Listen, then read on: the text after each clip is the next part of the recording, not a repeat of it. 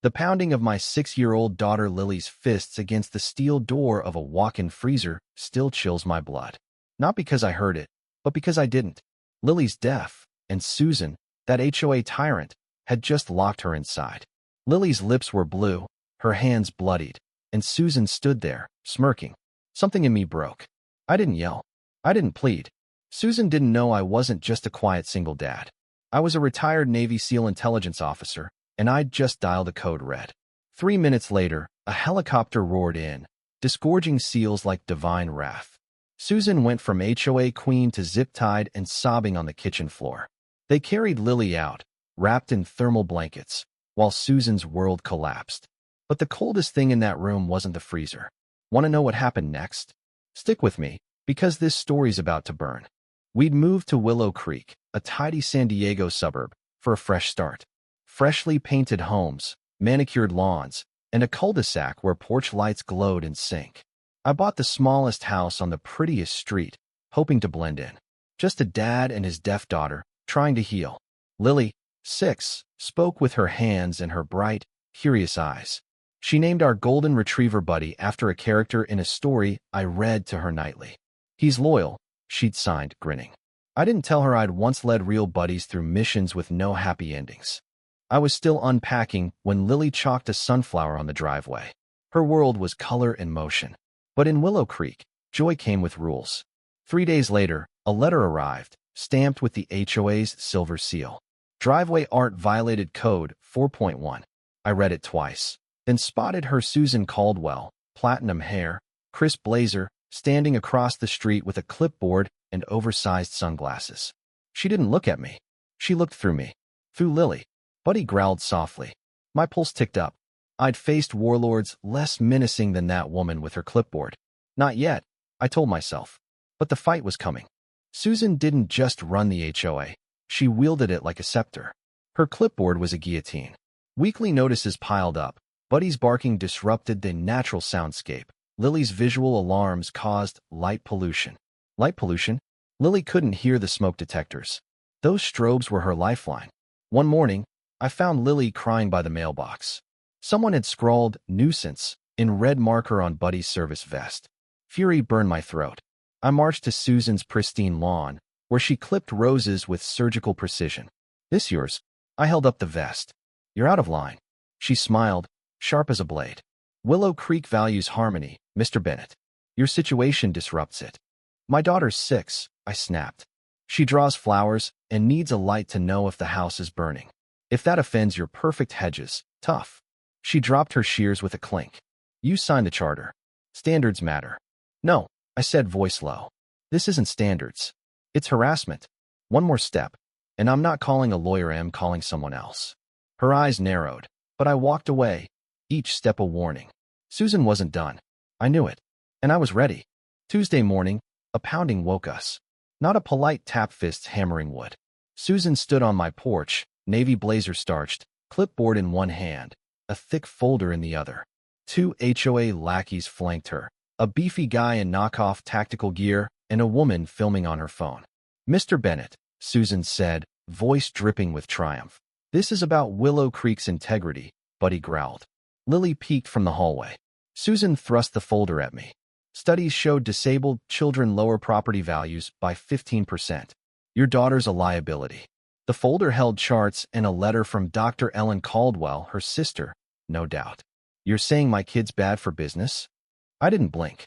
She's a disruption, Susan hissed. She can't communicate like normal kids.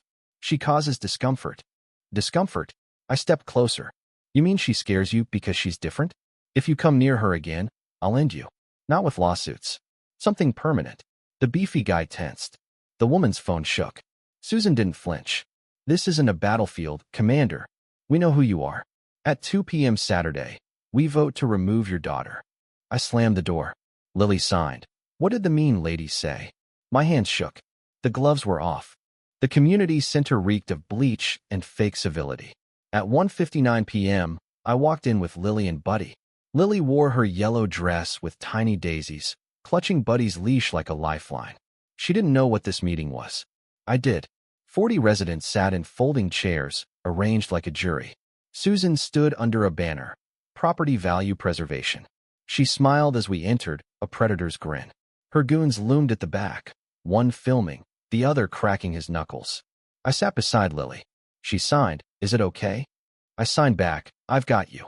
Susan tapped the mic. "Thank you for joining this urgent discussion. Willow Creek thrives on harmony, but certain residents' special needs create disturbances." She gestured at us. "The child requires constant accommodations. Her dog barks. Her alarms flash. She defaces sidewalks. She can't join group activities without confusion." My fists clenched. Susan clicked a remote, showing a blurry photo of Lily signing to Buddy. "This isn't sustainable." I stood. "You're not protecting anything.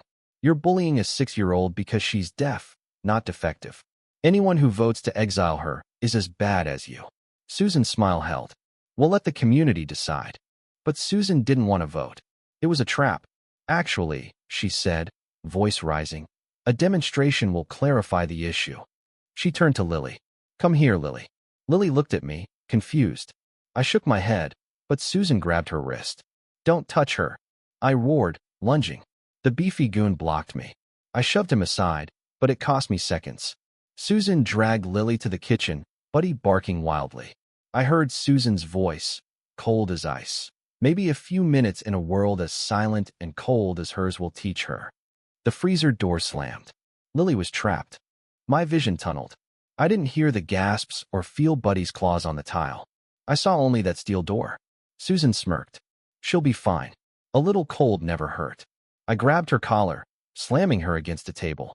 "You locked a deaf child in a freezer. That's a federal crime." Her smugness flickered. I yanked the freezer handle lock tight. I smashed a fire extinguisher against the latch. Sparks flew, but it held. Through the window, Lily's breath fogged, her hands signing frantically, lips blue. I turned to Susan, rage unbound. "You don't know who you've crossed." I dialed a secure line. "Bennett. Emergency. My daughter, 6, is deaf, locked in a commercial freezer. Willow Creek Community Center." Immediate response. The voice replied, "Units inbound. 90 seconds. Tactical escalation authorized." I faced Susan. "Open that door, or you'll learn what justice feels like." She smiled. Outside, helicopter blades thundered. The roar shook the building. Windows rattled. Susan's smile faltered. "What's that?" I stared cold. "Your time's up." Residents crowded the glass doors, phones out. A Navy MH-60 Seahawk descended, its wind tearing through the courtyard. 6 SEALs fast roped down, rifles ready, visors gleaming. Susan stumbled back. "What is this?" I flashed my ID. "Commander David Bennett, Naval Intelligence." Lily Bennett, federal dependent, is locked in a freezer by Susan Caldwell, HOA president. Gasps spread. The intercom crackled. Federal response team. Hands visible. Do not resist. SEALs stormed in, splitting tasks with lethal precision. 2 secured Susan. 2 cleared civilians. 2 hit the kitchen. I followed. A SEAL popped the freezer latch with a thermal tool. Lily collapsed into my arms, ice cold, shivering. "I've got you," I whispered, wrapping her in a blanket. Buddy curled against her, whimpering. The medic checked her. Hypothermic, but stable. In the main room, Susan screamed as SEALs zip-tied her. "You can't. I'm in charge." A SEAL leaned in. "Not anymore." The beefy goon swung a baton down in seconds, blood pooling. I carried Lily out, pausing. "You let this happen," I told the silent residents. "You watched a child be targeted for her disability. Be ashamed." To Susan, I said, "You wanted cold and quiet? You'll get it." SEALs loaded her onto the chopper. Lily stabilized. Justice landed hard. The San Diego federal courthouse felt hollow. Lily recovered in a hospital, Buddy at her side. I sat in the gallery, just a dad in black, waiting to face Susan again. She entered, cuffed, her blazer creased, but still defiant. The prosecutor listed 17 charges: child endangerment, assault, civil rights violations, and hate crimes. Susan laughed. I didn't hurt her. I was teaching a lesson. I stood. The judge nodded. "Mr. Bennett, your statement." I faced Susan. "You didn't teach. You hated. You targeted Lily because her silence challenged your control. You tried to freeze her spirit." Susan shouted. "I protected my community." "No," I snapped. "You attacked a child." The judge silenced her. The video showed Susan slamming the freezer door. Lily's signed testimony broke hearts. The cold scared me. I thought people like me don't get saved. The jury convicted on all counts. Susan slumped, her arrogance gone. The judge's voice was steel. Your crimes were deliberate, rooted in prejudice. You harmed a vulnerable child without remorse. Life in prison, no parole. Lily, in her yellow dress, signed her statement. I'm Lily, 6. I love Buddy and pancakes. Being deaf doesn't make me less. You hurt me, but I forgive you. Hate makes you sick. I want to be strong. Susan crumbled, sobbing. I faced her. You failed. Lily's stronger than you'll ever be. Lily left a drawing on Susan's table. A girl, her dog, and a sunny sky. We walked out father, daughter, survivor. Willow Creek's HOA dissolved unanimously. The Emma Torres Inclusion Center rose in its place, renamed for Lily. She cut the ribbon, and Buddy in a red bow. A plaque read, "To every child told they don't belong, you do." Lily saved that neighborhood, not me. A year later, Susan sent a letter, full of regret. I thought I was right, but Lily showed me silence is strength. We didn't reply. Willow Creek bloomed, welcoming all. Property values soared. On the incident's anniversary, a SEAL officer honored Buddy with a medal. Lily signed, "Thank you for seeing me." That night, she drew us under a bright sky. Different isn't broken. I held her, tears of pride falling. Susan didn't break up with a gun. She used rules, smiles, and a freezer, believing she was right. That's the real danger certainty masking cruelty. Lily didn't just survive. She transformed a community with forgiveness, not revenge. Perfection eat lawns. Quiet streets means nothing if we don't protect the vulnerable. Lily taught us that. Different isn't a flaw. It's a gift to fight for. What do you think? Was justice enough, or does violence like Susan's demand more? Share your stand in the comments. Let's talk about injustice and how we fight it. Like if this hit you deep, and subscribe for stories that expose darkness and celebrate light. Let's build a community where everyone belongs.